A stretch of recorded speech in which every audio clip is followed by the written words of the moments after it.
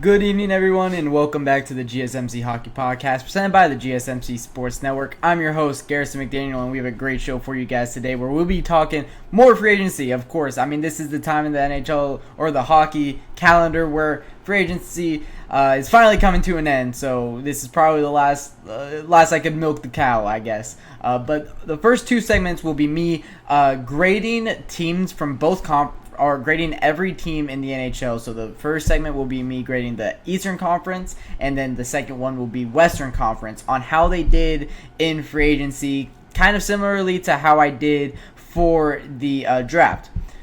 Next up, and on our third segment of the night, we're going to be talking about the Oilers and how they got my 13th best prospect in all of hockey for a third-line winger. And shocking trade from last week, and we'll be talking all about that in our third segment. However, it's not as crazy of a trade as everybody's making it out to be.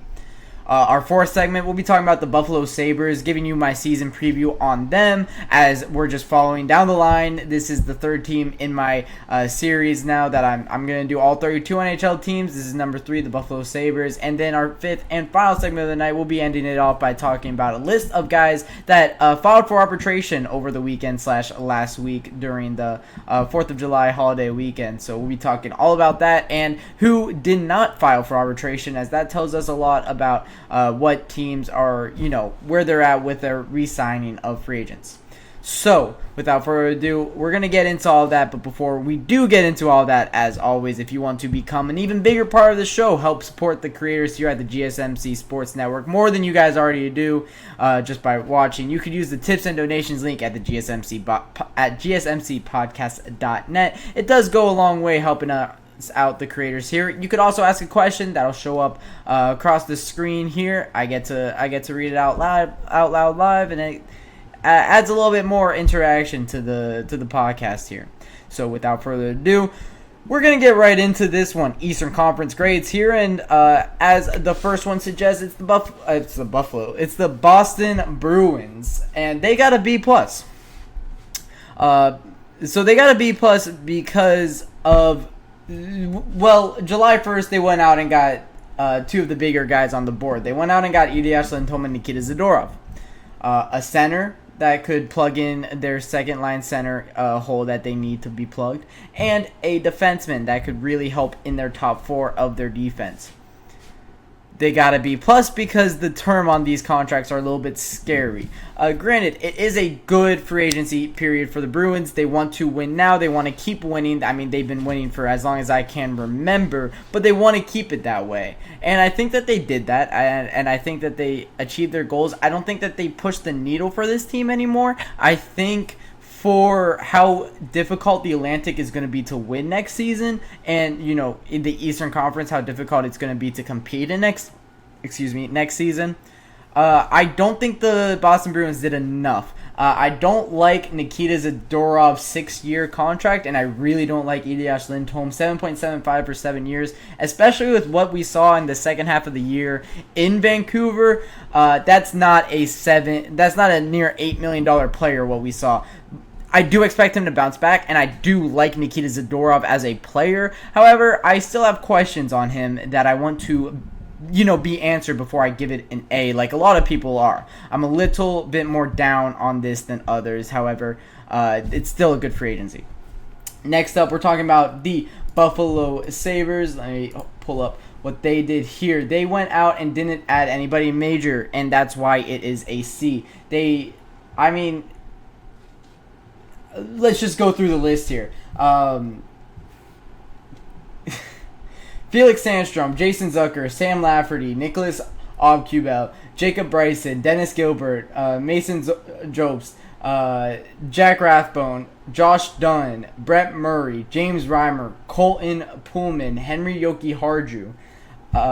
That's not spectacular. There's nobody in that entire list that will be on the top 6 or top 2 defensive pairing, and they just didn't do anything of spectacular. And I'm of course leaving out the trade here, although I do think that trade was not bad for them. this free agency period, they really targeted speed, or this entire offseason, they really targeted speed, and I think that they did, achieve their goals in gaining speed on the wing, especially, Ryan McLeod is one of the fastest skaters in the NHL, but, Jason Zucker has been known to be fast. Nicholas Aube-Kubel is one of the faster forwards in the NHL, so for the Buffalo Sabres, it is not a bad, it's not a bad free agency, so I didn't give it anything, but like, they don't do anything crazy, so that's why they get a C. Next up, the Carolina Hurricanes. We're going to go right through it. They did well to replace the guys, but I mean, when you look at who they lost, I think they lost more than they gained, and that's never what you want to do, especially if you're a 100-point team. I mean, they lost Teuvo Teravainen. They lost Brett Pesce. They're probably going to lose Martin Necas. That is 3 huge holes that they're going to need to refill. And who did they go out and get? They were able to re-sign JioSaavn, which was very good. They went out and got Shane Gostisbehere, which I don't think is a fantastic defenseman. Sean Walker, not a great defenseman.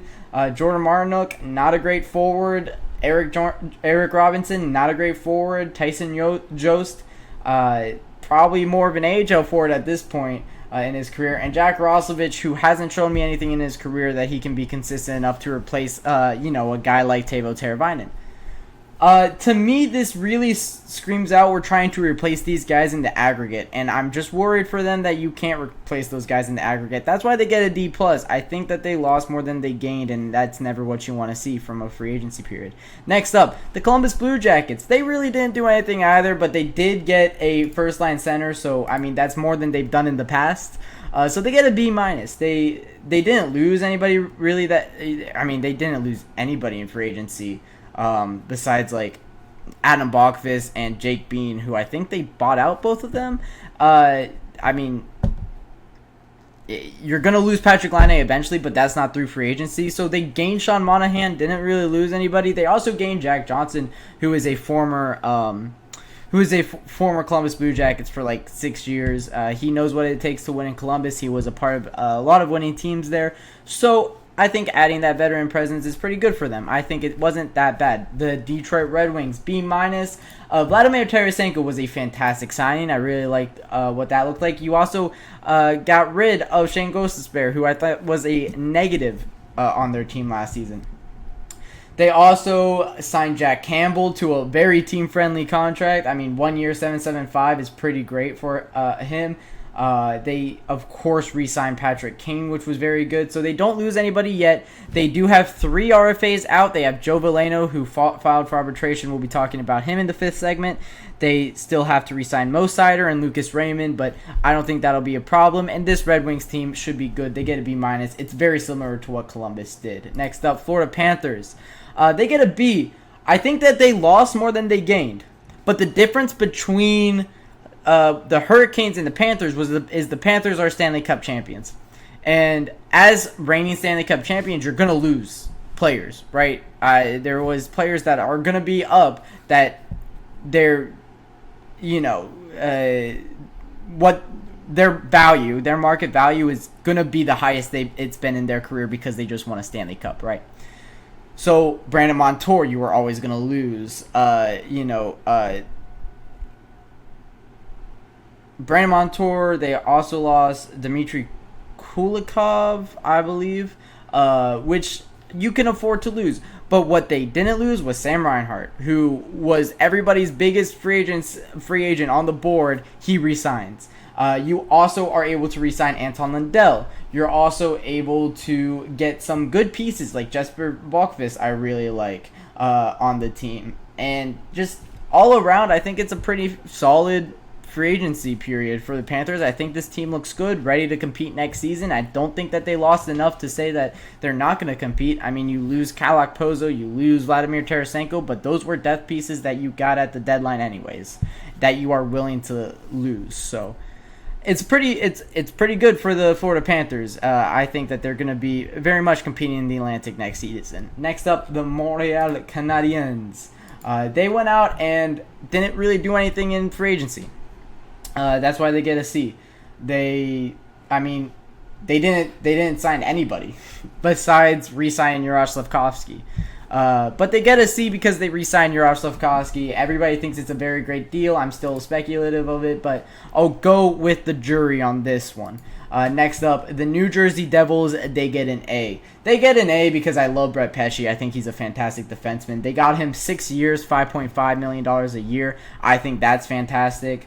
They don't really do anything really that crazy. Stefan Nessen's a really good piece that they stole from Carolina. Another one that they stole from Carolina. I also like Thomas Tatar enough to be a plus on a team. So I think that the Devils get an A. I really like...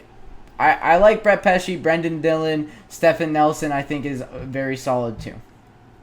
Next up, the New York Islanders. They don't really do anything in free agency. I think Anthony Duclair and Mike Riley are their only signings, so they get a C. Not much more to talk about there. New York Rangers get a C, or the New York Rangers get a C minus because it's not great. They signed Sam Carrick from the Edmonton Oilers to a 3x1. Casey Fitzgerald, Bo Gruel. I mean, they don't really sign anybody big. They still haven't found a trade for Jacob Trouba, which is brutal. They haven't, or Ryan Lindgren is an RFA that's going to arbitration. We'll see what comes out from there. They lost Alex Wennberg, Jack Roslovic. A lot of depth pieces on this team are no longer on the Rangers, so we'll see what it looks like next season. I don't think it's going to be that much worse because you still have Zibanejad, Trocheck, Kreider, Panarin, fantastic names. Igor Shesterkin, of course, is still on the team. Adam Fox. I mean, they still have their superstars. They'll still be fine. Next up, Ottawa Senators, B minus. I did like Ottawa enough to give them a B minus, but it wasn't. I mean, they didn't do anything crazy. David Perron, who's a 36-year-old, to a 2x4 is questionable. Adam Gaudette can be a plus for their team. I really like Shane Pinto's deal, 2 years, 3.75. I think that's going to look very good. So they get a B minus, nothing spectacular, but nothing bad. Next up, the Philadelphia Flyers. They didn't really do anything either. However, they did sign Matvei Michkov, and that's fantastic. So they get a C minus. But that's a entry level contract. I'm not handing out deals because you drafted a guy, or I'm not handing out grades because you drafted a guy. They didn't do anything to add to this core. They also lose Cam Atkinson, who is a pretty good forward for them. That's going to be on Tampa Bay's second line. They add. Yep. Eric Johnson, who could be a plus, but that's to a 1x1. He's 36. Nothing like how he was in 2007 when he went number 1 overall. So, yeah, it's just not fantastic for the Flyers. The Penguins, same thing over there. All of Pennsylvania didn't really do fantastic. They went out and got Sebastian Aho. Not that Sebastian Aho, the Islander Sebastian Aho. And I think that's their highlight of their entire free agency. Truly, just going through these names, Mac Hallowell, Mac Grzelcyk, Ryan Shea, Anthony Beauvillier, Jimmy Huntington, Nate Klorman. Like, it's just a bunch of A guys. Emil Bemstrom, who's an AHL guy, Sebastian Aho, who not that fantastic. It's just a C minus. Next up, the Tampa Bay Lightning. They did pretty well. I did like the Tampa Bay Lightning. It's a B plus. I didn't give them an A because I'm still a little bit disappointed with how they dealt with Steven Stamkos. But they did replace Steven Stamkos with Jake Gensel, who I think can definitely be a plus on this team. And with Nikita Kucherov, Jake Gensel can really flourish. We've seen what Jake can do with Sidney Crosby, and I think it's pretty similar with Nikita Kucherov. Next up, the Toronto Maple Leafs got a D because they didn't do anything. They still haven't traded Mitch Marner, who I think they really need to, and their sixth best forward is making $2 million. This team is not going to be that great next season. They just don't get anybody that insane. Anthony Stolarz is going to be a good goaltender for them next season, and goaltending is, of course, a weakness for them, but I don't like Chris Tanev. I don't like Timothy Liljegren. I don't like Max Domi. And it's just like a bunch of players that I'm not impressed by are on the Toronto Maple Leafs for next season. So that's what they get, is a D. The Washington Capitals get an A because whether I agree with every decision that they're making or not, of course, I think that they should go into a rebuild. The team's pretty good. Matt Roy, Connor McMichael, that was in March. Matt Roy, Connor McMichael, Taylor Radish, who I think is pretty good, Riley Sutter. All four of those guys are pretty solid. And then you get PLD, and Ivan Marashchenko should be coming up next season. It's going to look good for the Washington Capitals. It's an A for them because although I disagree with the direction they're heading, I think that they did well if that is the direction they are going to go in. So that'll wrap it up for our Eastern Conference. I didn't put Western Conference on this one. Hold on, let me fix that. That's going to annoy me. But that'll wrap it up for our Eastern Conference free agency grades. When I come back, we'll be giving the Western Conference free agency grades after my first break on the GSMC Hockey Podcast.